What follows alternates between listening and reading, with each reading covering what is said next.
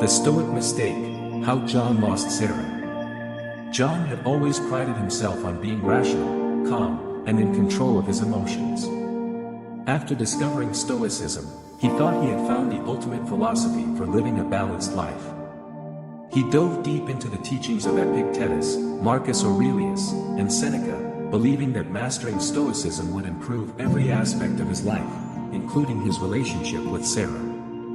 But as John started to apply Stoicism to his personal life, particularly with Sarah, he didn't realize how misinterpreting the philosophy could lead to unintended consequences. Chapter 1: Emotional Distance. Sarah had always loved John for his level-headedness, but she also valued open communication and emotional connection. One evening, after a long day at work, she came home stressed and frustrated, wanting to vent about her job. She expected John to listen and offer some support, but instead, he calmly said, "You have power over your mind, not outside events. Focus on what you can control." Sarah paused. "I know," she replied, "but I just need to talk it out." John, convinced that emotional outbursts were unnecessary, tried to brush off her concerns. "It's just your perception of the problem that's bothering you," he said. "It's not the actual event that's disturbing you." Sarah felt dismissed. It wasn't the first time John had reduced her feelings to overreactions. What she needed was empathy, not a philosophy lesson. Little by little, she began to feel unheard, her emotional needs seemingly irrelevant. Chapter 2: The Decline of Affection. John had internalized another Stoic teaching: be indifferent to what makes no difference. He took it to mean that trivial things, like showing affection, were unnecessary. Sarah had once loved the little gestures, random compliments, spontaneous hugs, and thoughtful messages. But as John's Stoicism deepened, those things faded away. He believed that love should be based on shared values and respect, not on sentimental gestures. "You know I love you," he would say. "I don't need to say it every day." But Sarah did need to hear it. She missed the warmth and affection that made their bond feel special. What John considered irrelevant, Sarah saw as the glue that kept their relationship alive. Chapter 3: The Passivity Problem. As their relationship continued to deteriorate, Sarah tried to talk to John about their issues. She felt distant from him and wanted to work on their communication. But John, applying another Stoic lesson, believed that he should accept things as they were. Do not seek for things to happen the way you want them to, rather, wish that what happens be the way it happens. Rather than addressing the growing problems in their relationship, John convinced himself that it was best to accept their difficulties. He stopped trying to fix things. "If we're meant to be, things will work themselves out," he told Sarah. She, on the other hand, saw his attitude as passive and careless.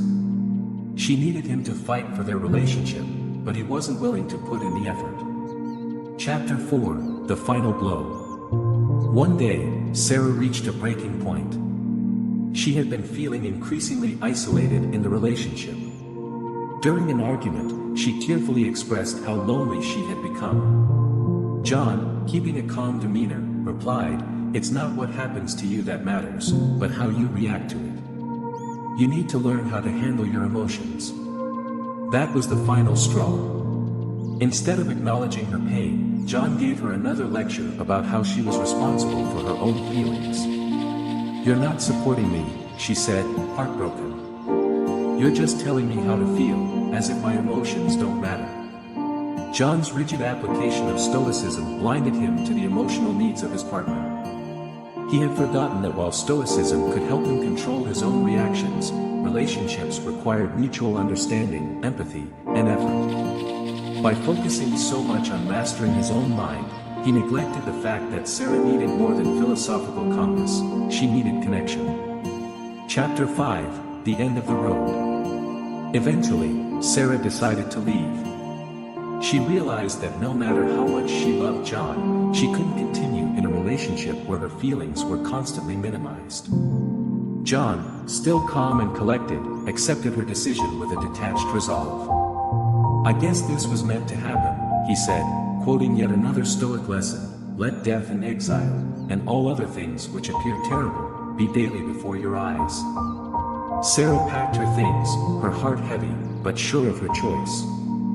As she walked out, John thought he was being strong by not reacting. But in reality, he had misunderstood what strength really meant in a relationship. True strength would have been listening, being vulnerable, and fighting for what mattered, Sarah. As he sat alone, John realized too late that Stoicism, while a powerful tool for self-mastery, could not be the only philosophy guiding his relationship. He had been so focused on controlling his emotions that he lost sight of the fact that love isn't about control, it's about connection. And just like that, John lost the one person who mattered most, not because he didn't care, but because he failed to understand when to let go of the philosophy and hold on to love. Moral of the story: John's story illustrates how Stoicism, when misapplied, can lead to emotional disconnection in relationships. The key is balance, understanding when to control emotions and when to open up, when to accept things as they are and when to put in the effort to improve them. Stoicism is a valuable philosophy, but in the realm of relationships, emotional awareness and empathy are just as important.